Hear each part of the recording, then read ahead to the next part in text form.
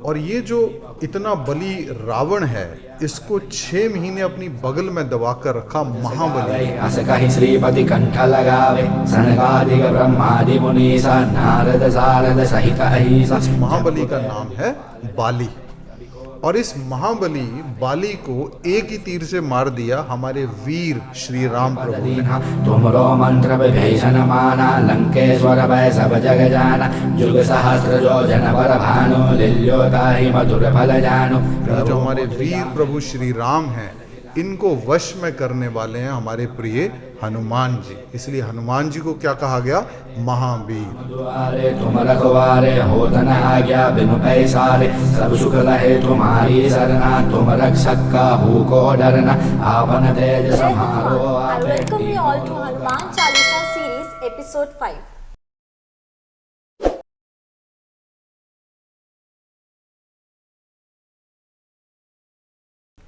Friends, अभी तक हमने समझा कि विनम्रता कितनी इम्पॉर्टेंट है, ईगोलेस होना कितना इम्पॉर्टेंट है, और कोई भी कार्य हमें अगर शुरू करना हो तो वो जय के साथ करिए, उत्साह के साथ करिए।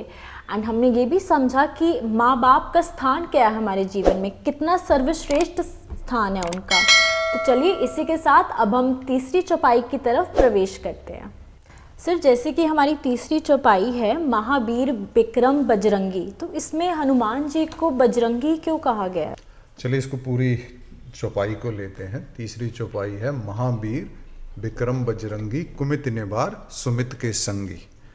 तो यहाँ तुलसीदास जी हनुमान जी को महावीर करके संबोधित कर रहे हैं, विक्रम करके संबोधित कर रहे हैं और बजरंगी कहकर संबोधित कर रहे हैं।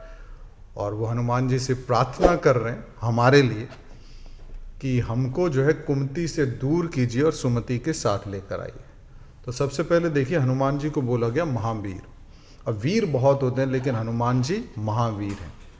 अगर हम रामायण को देखें तो हम पाएंगे कि रामायण में जो सबसे बड़ा बली है वो रावण है। रावण के पास धन का बल है, परिवार का बल है, एक बहुत पावरफुल फैमिली है रावण की, ऐश्वर्य का बल है।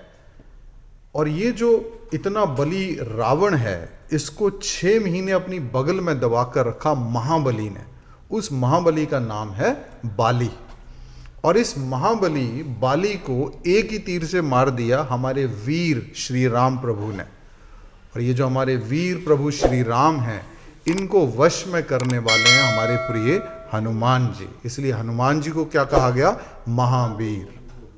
अब महावीर के साथ हनुमान जी को विक्रम भी कहा गया, क्योंकि हनुमान जी ना केवल वीर हैं, वो निर्भय हैं, निडर हैं, इसलिए विक्रम है।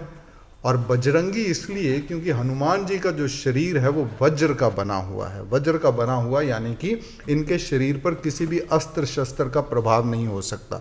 जब हनुमान जी छोटे थे, इन्होंने सूर्य को निगल लिया, इंद्र ने अपने वज्र के प्रहार से इन पर हमला किया, ये बेहोश हुए। पवन पुत्र थे तो पवन जी क्रोधित हुए, उन्होंने सारी हवा को खींच लिया, पूरी प्रकृति संकट में आ गई। तो सभी देवी देवता ने आकर उनसे रिक्वेस्ट की और उन्होंने हनुमान जी को दोबारा जीवन प्रदान किया, होश में आए हनुमान जी दोबारा। और जितने भी देवी देवता आए थे, उन्होंने सभी ने हनुमान जी को अलग अलग वरदान दिए। तो उनमें एक वरदान ये भी था कि हनुमान जी का शरीर जो है वो वज्र का रहेगा और इनके ऊपर किसी भी अस्त्र शस्त्र का असर नहीं होगा। इसलिए भी हनुमान जी को बजरंगी कहा जाता है। तो यहाँ पर तुलसीदास जी प्रार्थना कर रहे हैं, किस चीज़ की प्रार्थना? कुमति को हटाने की और सुमति को लाने की। सर, बट ये कुमति और सुमति का क्या अर्थ है?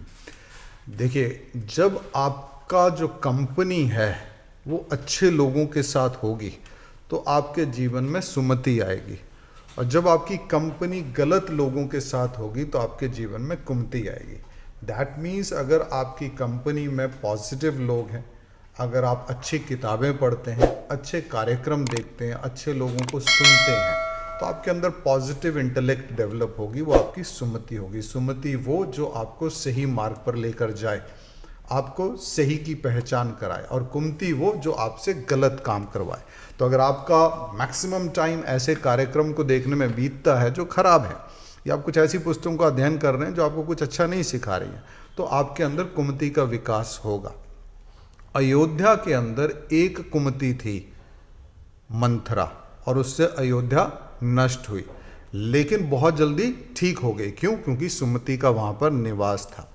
इसी तरह अगर हम रावण को देखें तो रावण में कुमति थी, लेकिन एक विभीषण वहां पर था। तो जब तक विभीषण वहां पर रहे तब तक लंका सुरक्षित रही, लेकिन जिस दिन उस सुमति ने लंका को छोड़ा उसी दिन लंका का भी विनाश तय हो गया। तो हमारे जीवन में भी हमको ये देखना है कि हम पॉजिटिव लोगों के साथ रहते हैं या नेगेटिव लोगों के साथ रहते हैं। हम लोग पॉजिटिव बुक्स को रीड करते हैं या नेगेटिव बुक्स को रीड करते हैं। हम किस तरह की फिल्में देखते हैं, हम किस तरह के गाने सुनते हैं, हम किस तरह के प्रोग्राम देखते हैं, ये तय करेंगे कि हमारी पॉजिटिव इंटेलेक्ट डेवलप हो रही है या नेगेटिव इंटेलेक्ट डेवलप हो रही है।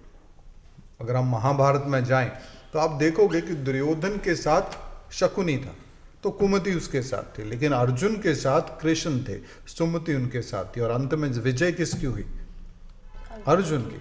तो कुमति आपका विनाश करती है और सुमति आपका विकास करती है। तो तुलसीदास जी हनुमान जी से प्रार्थना करते हैं, और हम भी जब हनुमान चालीसा का पाठ करते हैं तो हनुमान जी से यही प्रार्थना करते हैं कि हे महावीर, हे बजरंगी, आप हमारे जीवन में उन लोगों का साथ लाएं, ऐसा वातावरण बने हमारे जीवन में कि हमारे जीवन में सुमति का प्रवेश हो और कुमति हमारे जीवन से चली जाए। तो हनुमान चालीसा का जब हम पाठ करते हैं और इसका नित्य अध्ययन करते हैं और हनुमान जी के गुणों को धीरे धीरे आत्मसात करते हैं, तो हमारे जीवन का जो सराउंडिंग एनवायरनमेंट है, हमारे जीवन में जो लोग आते हैं वो भी उसी किस्म के आएंगे जो हमारे अंदर सुमति का विकास करेंगे और कुमति को हटाएंगे। और एक चीज और रशे का, हनुमान जी का शरीर जैसे मैंने कहा कि बजरंगी यानी कि वज्र का बना हुआ है। तो एक बड़ा दिलचस्प किस्सा है कि एक बार हनुमान जी और रावण में युद्ध तय हुआ। तो रावण ने हनुमान जी से बोला कि चलो हनुमान जी युद्ध करते हैं, देखते हैं कौन ज़्यादा शक्तिशाली है। तो हनुमान जी ने कहा जैसी तुम्हारी मर्जी, चलो युद्ध कर लेते हैं। तो रावण ने बोला कि एक एक मुक्के का युद्ध होगा, एक मुक्का मैं तुम्हें मारूंगा और एक मुक्का तुम मुझे मारोगे। तो हनुमान जी मुस्कुराए और बोला रावण ऐसा करो, पहले तुम मारो। तो रावण ने बोला पहले मैं क्यों मारूं? बोला इसलिए कि पता नहीं मेरे मारने के बाद तुम रहो या ना रहो, तो इसलिए पहले तुम मारो। तो रावण ने कहा ठीक है, और रावण ने पूरी शक्ति के साथ हनुमान जी के ऊपर मुक्के का प्रहार किया।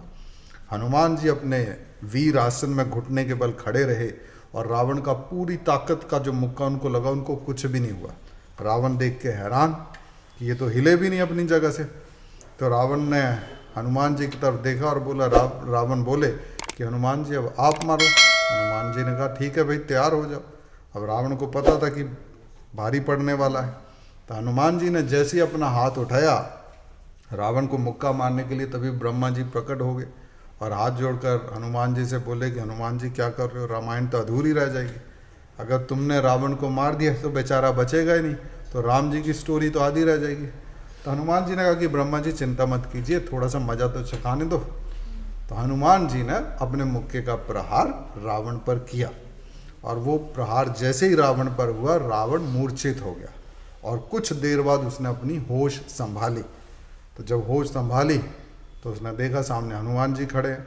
तो रावण बोला कि हनुमान जी मानना पड़ेगा, बल तो आप में बहुत है। तो हनुमान जी मुस्कुराए, बोले रावण बल तो तुमने देखा ही नहीं, ब्रह्मा जी ने देख लिया, रोक दिया। अदरवाइज तो तुम ये बताने के लिए ही नहीं रहते कि हनुमान में बल कितना है। तो इसलिए भी हनुमान क्या है? बजरंगी है। सर जैसे कि आपने बताया कि हनुमान चालीसा का पाठ करने से हमारे जीवन में सुमति आएगी, तो इसका क्या कारण है? अच्छा देखो, इसको ऐसे समझो कि हनुमान जी कौन है? वेदों के ज्ञाता हैं। हनुमान जी कैसे हैं? विनम्र हैं, अहंकार शून्य है। हनुमान जी कैसे हैं? जो हमेशा सफल हुए। और हनुमान जी को ज्ञान और गुण का सागर भी कहा गया है, यानी कि हनुमान जी सद्गुणों की खान है। ऐसा माना जाता है कि जिस व्यक्ति में गुण होते हैं उसमें अवगुण भी होते हैं, लेकिन हनुमान जी एक अपवाद है, एक्सेप्शन है, जिनमें सिर्फ सद्गुण है। और ये सद्गुण क्यों है? क्योंकि ऐसा वरदान हनुमान जी को माँ सीता ने दिया था। जब युद्ध समाप्त हो गया तो राम जी ने हनुमान जी को भेजा कि जाओ माता सीता को लेकर आओ। तो हनुमान जी जब माँ सीता को लेने गए तो माँ सीता के हृदय में हनुमान जी के लिए अति स्नेह था। वो उनको अपने पुत्र के समान देखती थी, क्योंकि राम की सूचना माँ सीता के पास कौन लेकर आए थे? हनुमान लेकर आए थे। और माँ सीता को ये मालूम था कि इस पूरे युद्ध में जो बहुत बड़ा रोल रहा वो किसका रहा? हनुमान जी का रहा।